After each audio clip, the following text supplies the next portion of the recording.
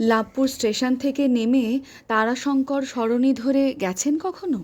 যদি যান তবে দেখতে পাবেন তারাশঙ্কর সরণি যেখানে গিয়ে শেষ হচ্ছে সেখানেই প্রতিদিন ভিড় জমছে লাভপুর এবং লাভপুর ছাড়িয়ে নানান জায়গার মানুষের। তাদের মুখে একদিকে উদ্বিগ্নতা, অন্যদিকে বিশ্বাস। মনে হবে যে সমস্যা নিয়ে তারা এসেছেন আর মাত্র কিছুক্ষণের অপেক্ষা। ডাক্তারবাবু আসবেন এবার, মুক্তি ঘটবে সব রোগ যন্ত্রণার। হ্যাঁ, আমি বীরভূম তথা সারা বাংলার গর্ব ডাক্তার সুকুমার চন্দ্রের কথা বলছি। বয়সটা ৯৭ ছুঁই ছুঁই। শরীরের সামর্থ্য তলানিতে এসে ঠেকেছে, কিন্তু তাও কথাসাহিত্যিক তারাশঙ্কর বন্দ্যোপাধ্যায়ের নির্দেশ মাথায় নিয়ে এবং অন্তরাত্মার ডাকে সাড়া দিয়ে শুধুমাত্র মনের জোরকে সম্বল করে পরম যত্নে আজও রোগী দেখে চলেছেন। জানা যায় সরকারি চাকরি ছেড়ে দিয়েছিলেন তারাশঙ্করের কথায়, গ্রহণ করেছিলেন চিকিৎসকের ব্রত, আর সেই থেকেই জীবনের সব রকম ঝড় ঝঞ্ঝা, প্রতিবন্ধকতা, এমনকি সন্তান বিয়োগ ব্যথা বুকে নিয়েও তিনি শুধুমাত্র দীন দরিদ্র সাধারণ মানুষকে রোগ যন্ত্রণার হাত থেকে মুক্তি দেবেন বলে রোগী দেখে যাচ্ছেন।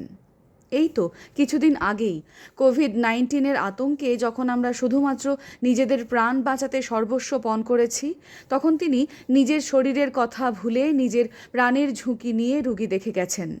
পশ্চিমবঙ্গ সরকার তাকে চিকিৎসা জ্যোতি এবং জীবনকৃতি সম্মানে সম্মানিত করেছেন। তবে শুধু রোগী দেখাই নয়, লাভপুরের ভূমিপুত্র তারাশঙ্কর বন্দ্যোপাধ্যায়ের ধাত্রীদেবতা যখন থেকে সেজে উঠেছে বীরভূম সংস্কৃতি বাহিনীর তত্ত্বাবধানে, তখন থেকেই দিনের প্রথম রোগীর ফিজ তিনি প্রণামী হিসেবে দিয়ে চলেছেন ধাত্রীদেবতার রক্ষণাবেক্ষণের জন্য।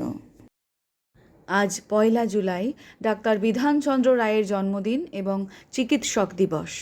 তাই আজকের দিনেই বীরভূম সংস্কৃতি বাহিনীর আগামী প্রজন্ম রূপে সংস্কৃতি বাহিনীর শিক্ষাক্ষেত্র গুরুকুল আদর্শ বিদ্যাপীঠের শিক্ষার্থীরা ডাক্তারবাবুকে প্রণাম জানিয়েছে বিশু ডাক্তার হওয়ার স্বপ্ন এবং শপথ নিয়ে। তুমি ডাক্তার দাদু, শরীর খারাপ হলে জানি আছে তোমার জাদু।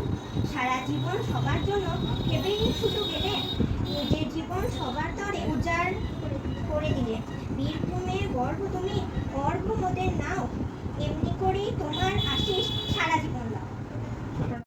ভালো থাকুন ডাক্তারবাবু।